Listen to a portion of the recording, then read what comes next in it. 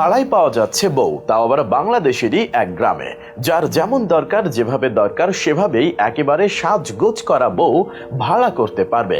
কখনো ঘন্টা ভিত্তিক, কখনো সারাদিনের জন্য চাইলেই ভাড়া করা যাবে বউ।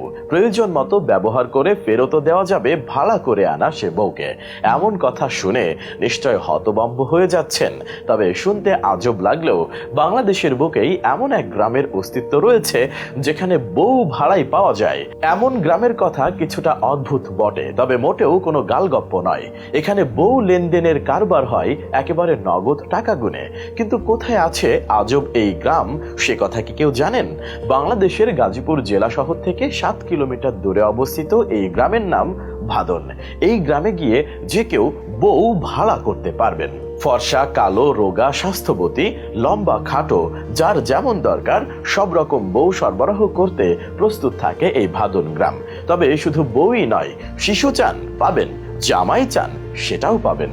প্রয়োজন মতো ঘন্টা ভিত্তিক কিংবা সারা দিনের জন্য বউ, শিশু বাচ্চা, নাপিত, কামার, গরু, ছাগল, হাঁস, মুরগি, ঝাড়ু, দা সহ সবকিছুই ভাড়ায় পাওয়া যায় এখানে। গাজীপুর সিটি কর্পোরেশনের পুর নিগম এর অন্তর্ভুক্ত ভাদুন গ্রাম ও এর আশেপাশের কয়েকটি গ্রামেও ভাড়ায় যা খুশি তাই পাওয়া যায়। মজার বিষয় হচ্ছে, ভাদন গ্রাম আসলে একটি শুটিং স্পট।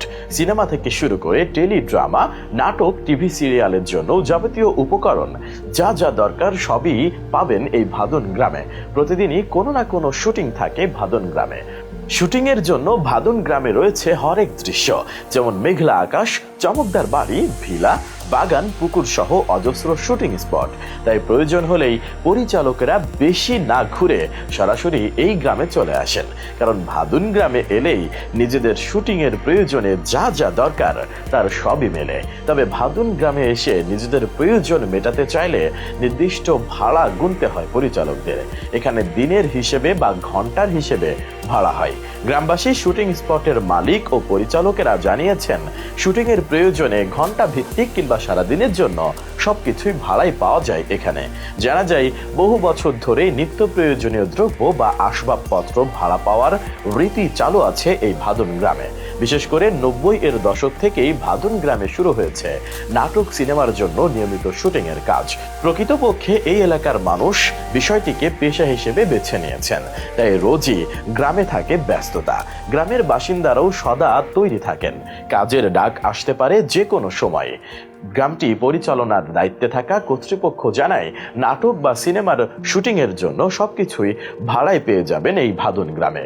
ভাদুন গ্রামটিকে বলা হয়ে থাকে বাংলাদেশের চলচ্চিত্র শিল্পীদের আবাসভূমি। এখন ঢাকাইয়া ছবি তৈরির সাথে সংযুক্তরা ভাদুন গ্রামের ওপর ব্যাপকভাবে নির্ভরশীল। বর্তমানে বাংলাদেশের এই অঞ্চল আউটডোর শুটিং এর জন্য খুবই বিখ্যাত।